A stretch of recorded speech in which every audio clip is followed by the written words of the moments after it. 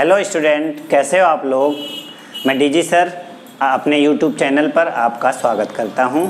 और हम लोग जो पढ़ रहे थे NCERT part second alcohol, phenol और ईथर। अल्कोहल, फिनाल और ईथर में हम लोग का अभी टॉपिक अल्कोहल चल रहा है, जिसमें केमिकल प्रॉपर्टी चल रही थी, जिसमें हम लोग इसके पहले वाले लेक्चर में reaction due to acidic nature की वजह से रिएक्शन हम लोगों ने किया था। और अब आपका एल्किल और OH और कुछ रिएक्शन सिर्फ OH ग्रुप की वजह से हुआ था। अब हम इस लेक्चर में इन दोनों ग्रुप का एक साथ जो रिएक्शन होता है उसका डिस्कशन करेंगे। चलिए हम लोग स्टार्ट करें। Let us start my topic. तो ऐसा कोई रिएक्शन लेना है जिसमें एल्किल और OH ग्रुप एक साथ इन्वॉल्व हो जाएं, ऐसी रिएक्शन को हम इस तरह से। तो ऐसे रिएक्शन में कौन सी रिएक्शन आएंगी, जैसे एग्जाम्पल ले सकते हैं हम डिहाइड्रेशन। तो चलिए हम लोग एग्जाम्पल लेते हैं डिहाइड्रेशन रिएक्शन। और dehydration means removal of water होता है, और उसके लिए हमें लेना पड़ता है डिहाइड्रेटिंग एजेंट। डिहाइड्रेटिंग एजेंट क्या होते हैं, इसके वजह से वाटर निकल जाता है, या मतलब ये वाटर निकालने का काम करता है, इसलिए उसको डिहाइड्रेटिंग एजेंट कहते हैं। अब डिहाइड्रेटिंग एजेंट कौन कौन से हो सकते हैं, जैसे P2O5, H2SO4, Al2O3, H3PO4, THO2, ये सब डिहाइड्रेटिंग एजेंट हैं। कहीं आपको मिले तो कोशिश करिए कि वाटर अगर निकलने की पॉसिबिलिटी हो तो वाटर निकालेगा। चलिए हम लोग एक रिएक्शन लेते हैं। सपोज करिए डिहाइड्रेशन कराना है CH3 CH2 OH, हमने ले लिया कंसनट्रेटेड H2SO4। इसका काम है वाटर निकालने का। तो इसके पहले भी डिस्कस किए हैं, अल्फ़ा कार्बन या बीटा कार्बन। अल्फ़ा से OH, बीटा से H। अगर OH जाएगा तो प्लस चार्ज, H जाएगा तो माइनस, यानी क्या बन गया ये CH2 double bond CH2 and H2। ठीक, CH3 CHOH CH3, इसके लिए भी हम डिहाइड्रेटिंग एजेंट सेम लिए। तो ये अल्फ़ा कार्बन है, चाहे यहाँ से निकालिए चाहे यहाँ से, प्रोडक्ट आपका वही बनेगा। चलिए हम लोग बना दिए। CH3 CHOH CH2 and CH3, और आप डिहाइड्रेटिंग एजेंट का यूज किए, अल्फ़ा कार्बन है। अब ये बीटा 1 है बीटा 2। तो हम लोग से इसके पहले लेक्चर में हेलो एल्केन हेलो एरीन में स्ट्रेटजर का रूल पड़ा था, इसमें भी लग जाएगा। हाइड्रोजन उस बीटा कार्बन से जाएगा जहां हाइड्रोजन की कमी होती है। ये भी बीटा है, मान लीजिए बीटा 1, ये मान लीजिए बीटा 2। तो मेजर प्रोडक्ट बनाने के लिए हम लोग क्या करेंगे, जहाँ हाइड्रोजन कम हो, यहाँ 2 हाइड्रोजन यहाँ 3, तो 2 हाइड्रोजन वाले से हाइड्रोजन निकालेंगे। चलिए CH3, ठीक, मेजर ये बन गया, प्लस माइनर क्या बनेगा,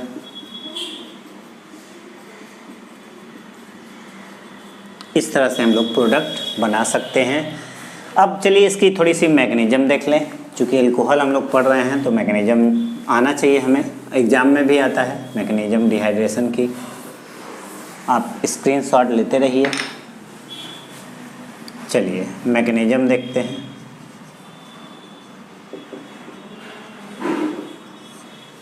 जैसे सपोज करिए इस रिएक्शन को हमको करना है CH3 CH2 OH। हमारा कैटलिस्ट क्या है H2SO4, तो उसको हम लोग ऐसे लिख दिए। क्योंकि H2SO4 कैसे ब्रेक होता है, H+ और HSO4- में। तो ये H+ इलेक्ट्रोफाइल है, और इलेक्ट्रोफाइल अटैक कहाँ करता है, जहाँ उसे इलेक्ट्रॉन दिखाई देगा।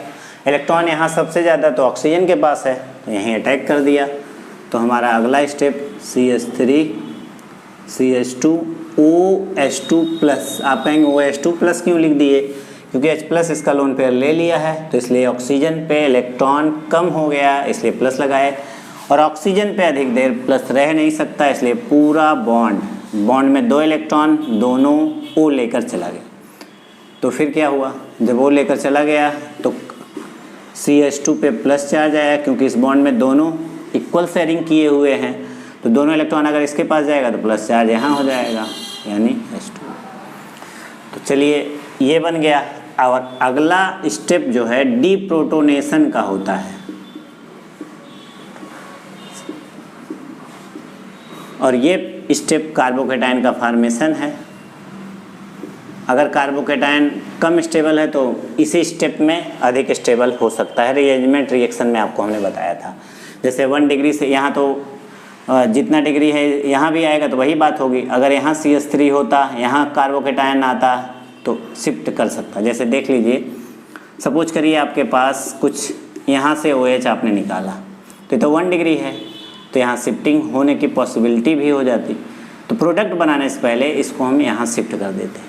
जब यहाँ शिफ्ट कर देते तो क्या बन जाता, CH3 प्लस एंड CH3। अब हम दूसरा H चाहे यहाँ से निकालते हैं। तो अगर ऐसी कंडीशन आएगी तो पहले रीअरेंजमेंट कर लेंगे, चूँकि कार्बोकेटाइन बना है, हम इसके पहले पढ़ा भी चुके हैं। अगर कार्बोकेटाइन इंटरमीडिएट बनता है तो रीअरेंजमेंट की पॉसिबिलिटी होती है। तो चलिए अगला स्टेप, ये बॉन्ड यहाँ से ब्रेक हुआ। जब ये ब्रेक हुआ, चूँकि कैटलिस्ट का फंक्शन है प्रोटॉन देना, तो नेक्स्ट स्टेप में वो प्रोटॉन ले लेगा अपना, H+ निकल गया तो डबल बॉन्ड बन गया। फाइनली हमें एल्कीन बना जैसे कि पहले बनता था। तो ये है मैकेनिज्म डिहाइड्रेशन की। तो अगर डिहाइड्रेशन पूछा जाएगा तो आप इस तरह से कर लेंगे। अब चलिए एक नोट पॉइंट है जो बच्चे कंफ्यूज होते हैं। क्वेश्चन ये है कि अगर आपको एग्जाम में कंसंट्रेटेड H2SO4 दे और 443 केल्विन टेम्परेचर दे तो एल्कीन बना लेंगे आप।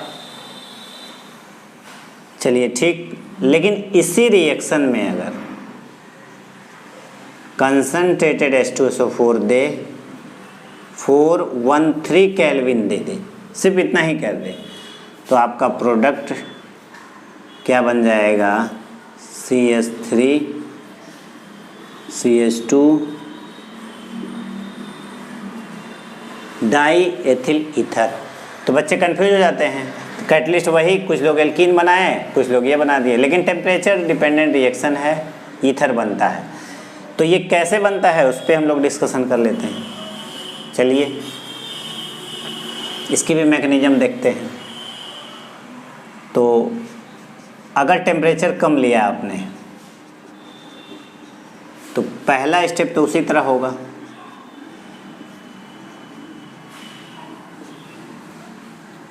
और इसमें 2 मोल आपको लेना ही पड़ता है, 2 मोल लेके कराएंगे। तो पहला स्टेप में कोई प्रॉब्लम नहीं है, अटैक आपने कराया,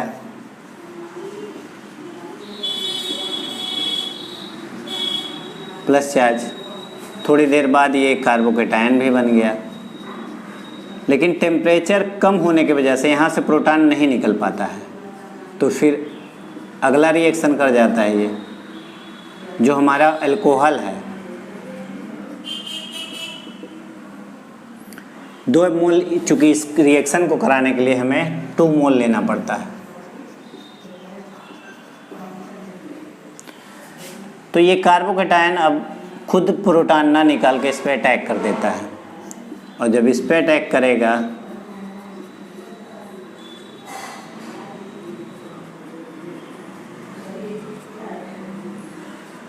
ठीक,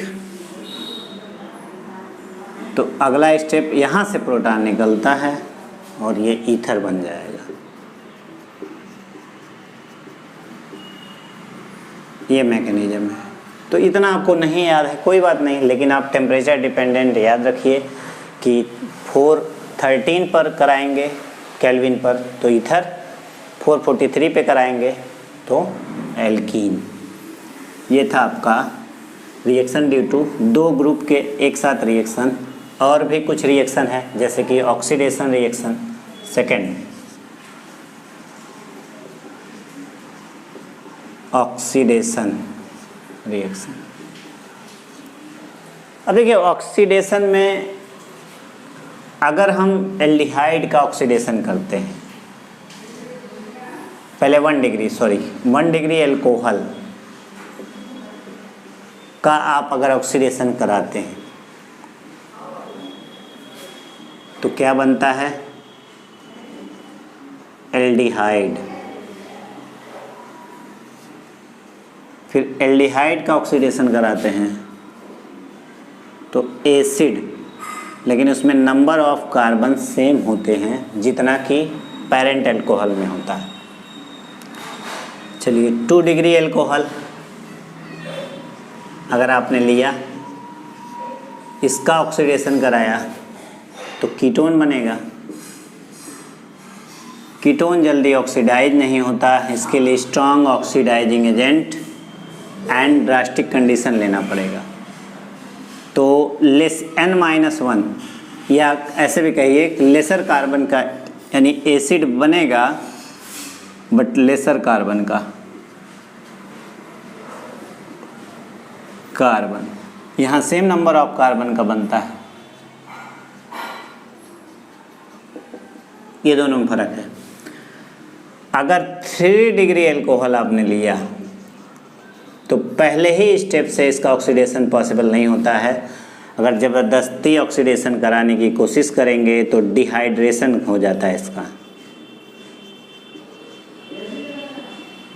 और डिहाइड्रेशन से एल्कीन बनता है, और एल्कीन पर ऑक्सीडेशन अगर कराएंगे स्ट्रॉन्ग ऑक्सीडाइजिंग एजेंट या सिंपल भी लेके करा सकते हैं तो पहले एसीटोन मतलब एसीटोन कीटोन बनेगा, और या तो कीटोन कहिए, चलिए ठीक है, कार्बोनिल कंपाउंड बन सकता है। कार्बोनिल कंपाउंड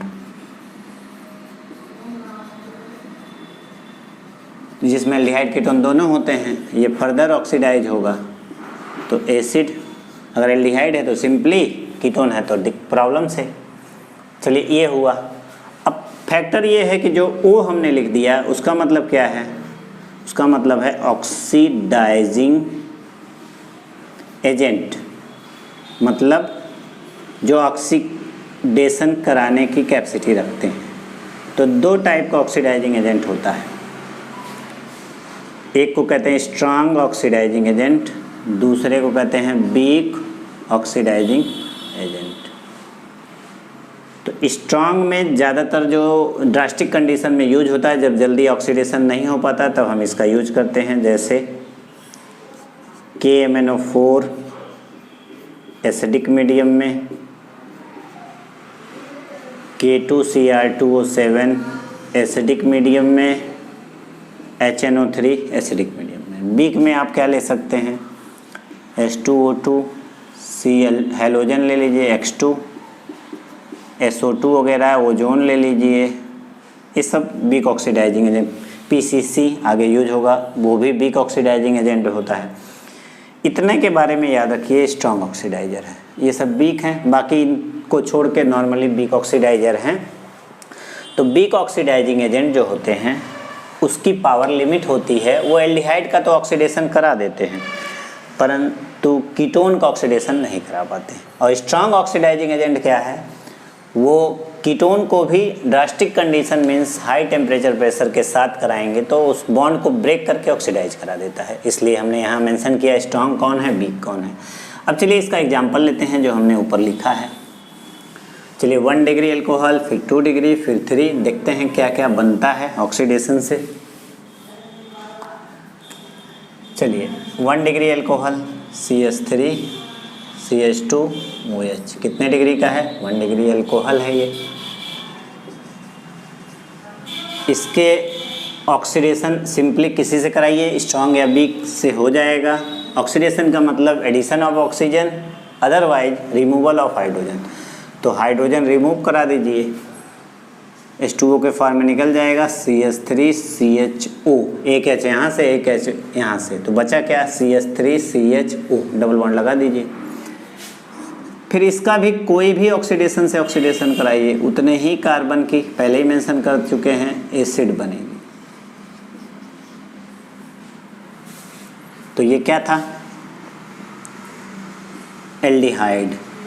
ये क्या है? उतने ही कार्बन की कार्बोक्सिलिक एसिड। चलिए अगर 2 डिग्री का अल्कोहल लेते हैं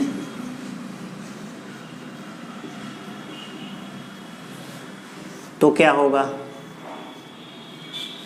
अगर इसका तो ऑक्सीडेशन सिंपली किसी से भी हो जाएगा। एक एच यहाँ से डिहाइड्रोजिनेशन रिएक्शन होगा, एक ऑक्सीजन अगर ये नहीं ले सकता तो हाइड्रोजन निकाल देगा, तो निकालेंगे तो क्या बन जाएगा? कीटोन बनेगा। अब ये प्रॉब्लम हो गया, चूँकि कीटोन के पास रिड्यूसिंग हाइड्रोजन नहीं होता।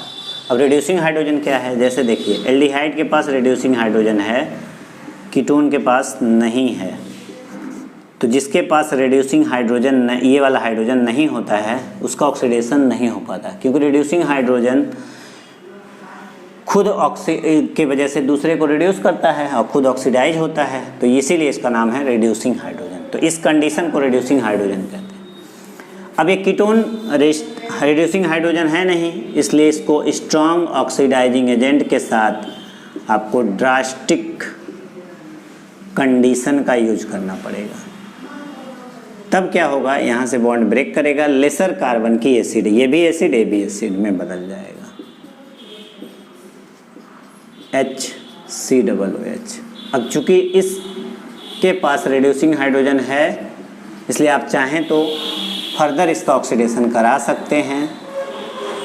तो ये क्या बन जाएगा? H2O as well as CO2। ये 2 डिग्री था। अब 3 डिग्री अल्कोहल की अगर बात करें,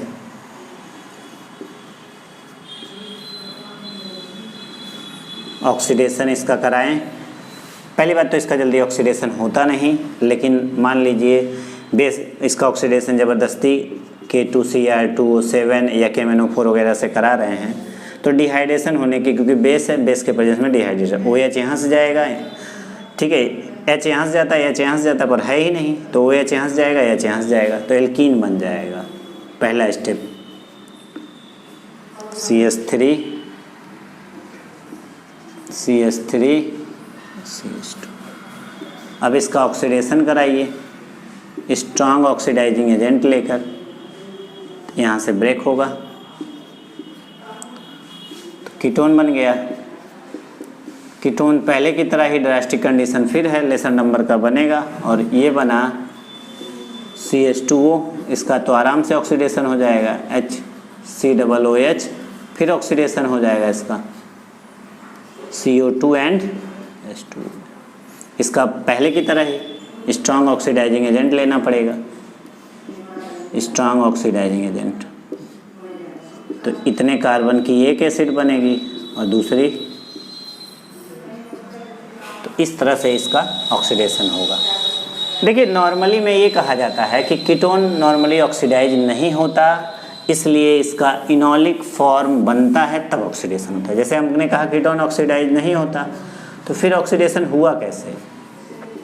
अगर इसकी बात करेंगे आप तो देखिए ये कीटोन है, आप ये भी जानते हैं कि ketone keto form enol form में अपने आप बदल जाता है, तो डबल बॉन्ड यहाँ शिफ्ट हो जाता है H यहाँ, कब? जब हाई टेम्परेचर देते हैं। तो रियल में ये बन गया इनॉल, इन और ऑल, इन मतलब डबल बॉन्ड, ऑल मतलब ये। अब यहाँ से ऑक्सीडेशन हो जाएगा, तो ऑक्सीडेशन होगा तो ये एसिड बन जाएगा, इसको ऑक्सीजन दिए, इसको ऑक्सीजन दिए, तो ये क्या बन गया? CH3COOH, और ये बन गया CH2O।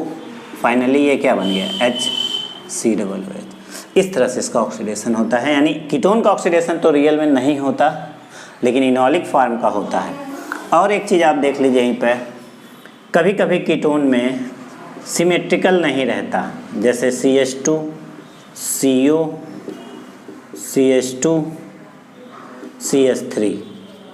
अब प्रॉब्लम ये है, अगर दोनों सेम होते, जैसे इस कंडीशन में है, इधर भी CH3 सेम, इधर सिमेट्रिकल है, और ये भी हमने सिमेट्रिकल फिलहाल बना दिया। अब जैसे ये सिमेट्रिकल नहीं है, अब ऐसे कंडीशन में कीटोन कैसे ऑक्सीडाइज होगा? देखिए जब सेम होता तो एक ऐसे, या तो इधर से बॉन्ड तोड़ते या इधर से। अब इसमें क्या है, इधर से तोड़ें या इधर से तोड़ें, दोनों में प्रॉब्लम। तो हम इसको कहते हैं पॉपॉफ्स रूल। एक साइंटिस्ट थे जिन्होंने ये कहा कि ऐसी कंडीशन में CO ग्रुप उस एल्किल ग्रुप के साथ जाता है जहाँ कार्बन कम हो। अब देखिए इधर देखेंगे तो 2 कार्बन है और CO बीच में है, इधर देखेंगे 1 कार्बन है यानी एक एल्किल ग्रुप, इधर 2, तो कम किधर है CO के इस साइड, यानी CO इसके साथ जाएगा, यानी इसका ऑक्सीडेशन कराना है तो CH3COOH हो जाएगा और इसका होगा CH3COOH। तो ऐसे करेंगे। सिमेट्रिकल में तो कोई प्रॉब्लम नहीं, अनसिमेट्रिकल में CO का लेसर नंबर ऑफ कार्बन के पास चला जाएगा, ये पॉप्स रूल कहलाता है। ये ध्यान रखिएगा कीटोन का ऑक्सीडेशन में, नहीं तो कंफ्यूज हो जाएंगे, कंपटीशन में भी क्वेश्चन ऐसे पूछे जाते हैं। चलिए एक लास्ट जो इस रिएक्शन से है उसका नाम है डिहाइड्रोजिनेशन रिएक्शन। मीन्स क्या निकलना, हाइड्रोजन। देखिए डिहाइड्रोहेलोजिनेशन मीन्स HX निकलना, डिहाइड्रोजिनेशन मीन्स H2 निकालना, डिहाइड्रेशन मीन्स वाटर निकालना। ये चीज़ ध्यान रखिएगा। हाइड्रोजन यहाँ हम निकालना चाह रहे हैं, तो चलिए 1 डिग्री ले लेते हैं। पहले अल्कोहल, कॉपर ले लिए 300 डिग्री सेल्सियस टेम्परेचर ले लिए, 1 एक H यहाँ से, एक कॉपर के प्रेजेंस में डिहाइड्रोजिनेशन होता है तो क्या बन जाएगा, एल्डिहाइड। ये 1 डिग्री अल्कोहल था। अगर आपने 2 डिग्री अल्कोहल लिया और इसका डिहाइड्रोजिनेशन कराया, याद रहे कैटलिस्ट यही होना चाहिए। एक H यहाँ से, अभी तक जब तक H है निकलता जा रहा है, कीटोन बन गया, इसके आगे रिएक्शन नहीं होगी। ये नहीं कि कीटोन का डिहाइड्रोजिनेशन कराया, H ही नहीं है अल्फा कार्बन के पास। तीसरा अल्कोहल CH3OH, CH3 एंड, अब यहाँ से तो H आप निकाल सकते हैं, बट यहाँ H ही नहीं है, यानी अल्फा कार्बन के पास भी H होना चाहिए जो नहीं है। इसलिए डिहाइड्रोजिनेशन इस कैटलिस्ट से डिहाइड्रोजिनेशन रिएक्शन तो नहीं होनी है। पर बेस है ये, कॉपर एक तरह से मेटल बेस होते हैं, डिहाइड्रेशन हो सकता है, यानी डिहाइड्रोजिनेशन तो नहीं होगा लेकिन डिहाइड्रेशन हो जाएगा। इसके बाद ऑक्सीडेशन करा के आगे का स्टेप करा सकते हैं। तो ये था एल्किल और OH ग्रुप का एक साथ रिएक्शन। तो 3 टाइप के आपने reaction due to acidic nature पढ़ा, OH ग्रुप से अलग से रिएक्शन पढ़ा, इन दोनों को कंबाइंड एक साथ रिएक्शन पढ़ा। ये था आपका केमिकल प्रॉपर्टी अल्कोहल का। Thank you for watching my video. अगर ये वीडियो पसंद आ रहा है तो लाइक सब्सक्राइब करना ना भूलें।